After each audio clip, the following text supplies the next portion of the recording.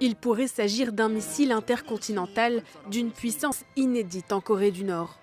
L'arme a été présentée lors des célébrations du 75e anniversaire du parti au pouvoir.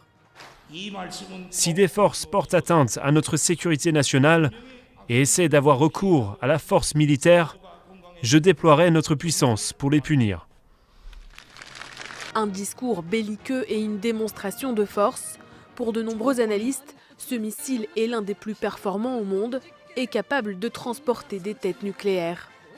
Depuis 2017, aucun nouveau missile n'avait été présenté par la Corée du Nord et la rencontre historique avec Donald Trump l'année suivante avait fait naître la perspective d'une désescalade dans la course à l'armement. Les États-Unis ont réagi à ces images par voie de communiqué. Il est décevant que la Corée du Nord continue de faire passer son programme nucléaire et balistique, pourtant interdit, avant un meilleur avenir pour le peuple nord-coréen. Kim Jong-un a reconnu dans son discours avoir failli à ses promesses d'un renouveau économique en accusant les sanctions internationales et l'impasse des négociations avec Donald Trump. Devant un public sans masque, il a en revanche salué une prouesse de son pays. Selon lui, aucun cas de coronavirus n'a été enregistré. Une affirmation remise en doute par de nombreux observateurs.